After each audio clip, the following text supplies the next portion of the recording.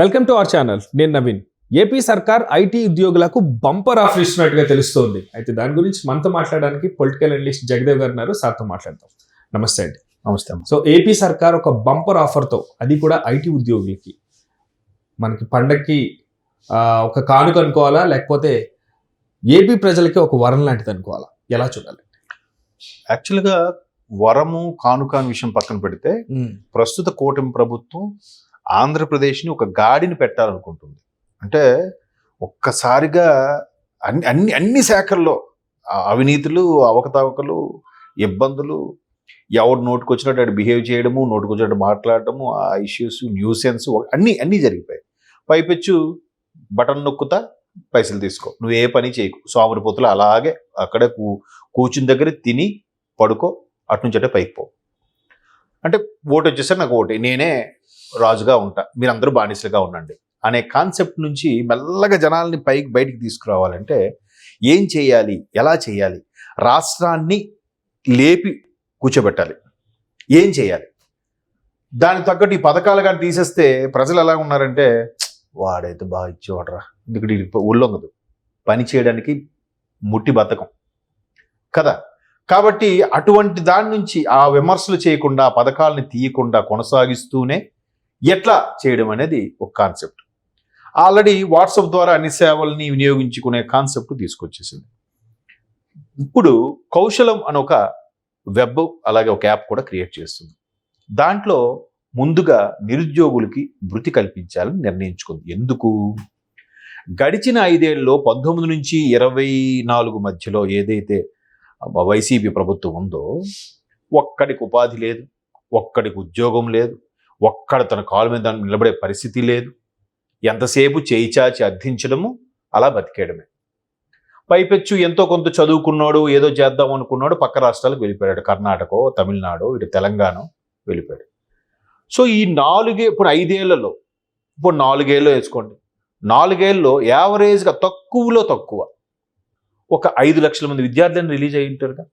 BS any graduation చెప్పేది, PG graduation, BA, BSc, BCom, BCA, బీటెక్లో ఎన్ని బ్రాంచ్లు ఉన్నాయి అన్నీ, అలాగే ఎంఎస్సి, ఎంటెక్, ఎంఏ, ఎంబీఏ, ఇవన్నీ కూడా సంవత్సరానికి 5 లక్షలు వేసుకోండి. 25 లక్షల మంది రిలీజ్ అయ్యారా? అంతకుముందు ఏదైతే ప్రభుత్వం ఉందో ఐటీ బాబు గారిది చేద్దాం అనుకున్న మొత్తం లేపేశారుగా. ఈ కంపెనీ వస్తుందా? పార్లే, వద్దు. చంద్రబాబు నాయుడు తీసేయండి. డ్యూక్ వస్తుందా? తీసేయండి. ఆక్సో వస్తుందా? తీసేయండి. ఏదొచ్చినా వాళ్ళందరూ వస్తే కొలువులు కోసం ఉంటాను. అంతకుముందు ఇంకొక 5 లక్షల మంది ఉంటారు. సో మొత్తం మీద ఒక యావరేజ్గా 30 లక్షల మంది ఉంటే వీళ్ళందరికీ ఎప్పుడు కొలువులు రావాలి? ప్రతి ఒక్కడికి గవర్నమెంట్ ఉద్యోగం ఛాన్సెస్ ఉన్నాయా? గవర్నమెంట్ ఉద్యోగం ఎంత? 100లో 3% నాకు తెలిసి గవర్నమెంట్ ఉద్యోగం వచ్చేది, అంతే. సో మిగతా వాళ్ళందరూ ఎలా బతకాలి? రకరకాల డిఫరెంట్ యాంగిల్స్లో బతకడం రావాలి. ఇదే చంద్రబాబు నాయుడు గారు 90స్లో అప్పుడు బిల్ క్లింటన్ టైంలో రావడము, సైబర్ టవర్స్ ఓపెన్ చేయడం అన్నీ అయితే, ఈ ఐటీ తిండి పెడుతుందా, పిచ్చోడులా ఉన్నాడు, ఇది మంచోడు కాదు, ఇలా చేశాడని చెప్పి రైతులు లూసుగొలిపి వాళ్ళతో ధర్నాలు చేయించి, ఆఖరికి బషీర్బాగ్ కాల్పులు 2 చనిపోయి, ఇంత హడావిడి చేసి ఉచిత కరెంట్లు ఇస్తామని చెప్పి ఓదరగొట్టి ఎంత చేసి ఆయన పడగొట్టేస్తే, ఆఖరికి మా జాతిలో, అంటే జర్నలిజం జాతిలో సీనియర్ జర్నలిస్టులు కూడా చంద్రబాబు నాయుడు ఏంటి మరీ టూ మచ్గా ఇది ఐటీ తిండి పెడుతుందా అని సంపాదకీయం కూడా రాసిన వాళ్ళు ఉన్నారు, ఎడిటర్ కాలమ్స్ రాసిన వాళ్ళు కూడా ఉన్నారు, నేను చూశాను. ఇప్పుడు వాళ్ళందరూ నోటి మీద వేలేసుకున్నారు. ఇప్పుడు సొసైటీలో 80% మంది ప్రజలు ఐటీ మీద ప్రత్యక్షంగా పరోక్షంగా ఆధారపడి బతుకుతున్నారు. తెలుసా మీకు ఆ విషయం? 80% దాని మీదే. అమ్మో ఐటీ వచ్చేసింది, ఉద్యోగాలు పోతాయి, కంప్యూటర్ వచ్చేసింది, 10 మంది చేసే పని ఒకటే చేసేసింది అని. మరి అదే కంప్యూటర్ ఎంతమందికి తిండి పెడుతుంది ప్రత్యక్షంగా పరోక్షంగా? ఈరోజు యూట్యూబ్ ఎంతమంది తిండి పెడుతుందని ఎవరైనా ఊహించారా? కదా. సో ఇప్పుడు మరలా ఆయన ఆర్టిఫిషియల్ ఇంటెలిజెన్స్ కానీ, యూట్యూబ్ సంబంధించిన స్టడీ యూనివర్సిటీ కానీ, ఇవన్నీ కూడా అమరావతిలో తీసుకొస్తాము, అలాగే గూగుల్లో అతిపెద్ద huge data centre, web centre పెడుతున్నామంటే, ఇప్పుడు కూడా మళ్ళీ రాళ్ళు రువ్వి బురద జల్లే ప్రయత్నం కూడా చేస్తున్నారు. ఏ వచ్చినా మొదట్లో ఒక ఏకి మారుతున్న క్రమంలో కొంతమందికి ఇబ్బందులు వస్తాయేమో, కానీ తర్వాత మళ్ళీ కొన్ని లక్షల మందికి అదే తిండి పెడుతుంది. సో ఇప్పుడు ప్రభుత్వం కౌశలం ద్వారా తీసుకొచ్చింది అదే. అదే కౌశలంలో మీరు ఎన్రోల్ చేసుకుంటే ఆడ వయస్సు, ఆడ విద్యార్హత, వాడు అనుభవం తగ్గట్టుగా ఏవే ఉన్నాయో వాళ్ళకి ఆప్షన్స్ ఇస్తుంది. ఈలోగా స్కిల్ డెవలప్మెంట్ కూడా పెట్టారు 14 నుంచి 19లో చంద్రబాబు నాయుడు గారు. దాని మీద కూడా వరద జల్లి స్కిల్ డెవలప్మెంట్ కింద చంద్రబాబు నాయుడు లక్షలు నొక్కేశాడు, కోట్లు తినేశాడని చెప్పి వైసీపీ బ్యాచ్ అదిగో పుల్లెంటి ఇదిగో తోకండగా అంతా అందరూ డంకా బజాయించారు. ఏమైంది? ఏమీ కాదు. దాని మీద అక్రమంగా అరెస్ట్ కూడా చేయించారు. తర్వాత మళ్ళీ ఆ పత్రాలు సృష్టించి తగలబెట్టేశారు కూడా, అది వేరే విషయం అనుకోండి.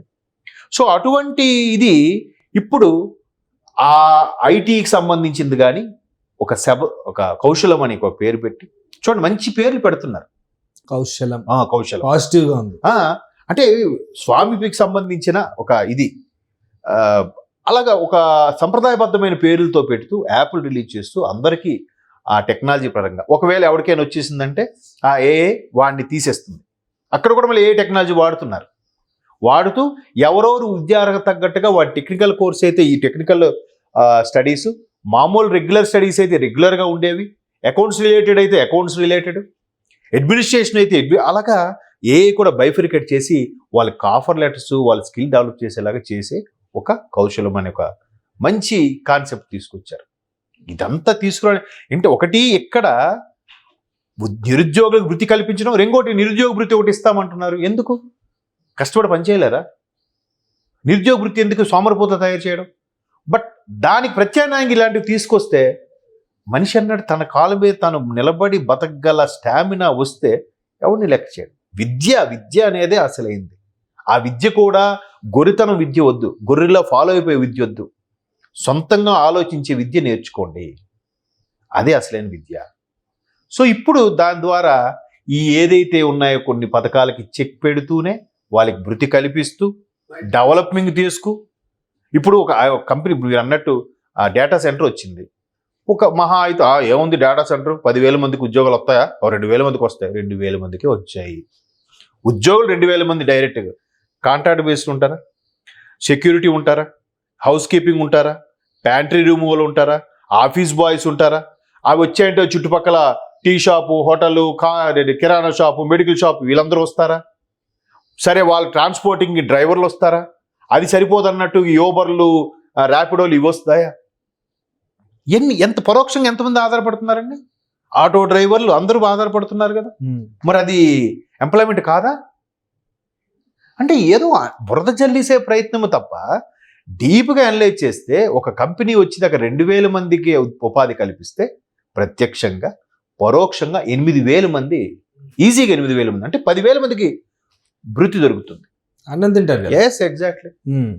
చాలా మంది నా మిత్రులు కూడా కొంతమంది మీడియా నుంచి ఉన్నవాళ్ళు, ఇంకా మీడియా జాబ్ ఇవి చేయలేకపోతున్నాం, చిన్నగా ఏదైనా టీ షాప్ పెట్టుకుందాం, ఏదైనా మంచి కంపెనీ ఉందో టీ షాప్ పెట్టుకున్నా చాలు. చిన్నదని చూడకు, డిగ్నిటీ ఆఫ్ లేబర్ గుర్తించి నీ కాలు మీద నువ్వు నిలబడుతున్నావు లేదా, నువ్వు ఒకరికి అన్యాయం చేయకుండా బతుకుతున్నావు లేదా, అదే కాన్సెప్ట్. టీ షాపు, చాట్ బండి చాలా మంది చీప్గా చూస్తారు. ది బెస్ట్ బిజినెస్, ప్రెషర్ ఉండదు, వాడు ఏదో పెద్ద పెద్ద ఐటీ రిటర్న్స్ చూపించేయాలక్కర్లేదు, సింపుల్. సో అవన్నీ అర్థం కాక ఇవన్నీ చేస్తారు. కానీ ఇప్పుడు ఆ కౌశలం ద్వారా ఎలా వికసిస్తాయో చూడండి మీరే. రైట్ సార్, థ్యాంక్ యూ అండి, థ్యాంక్ యూ సో మచ్.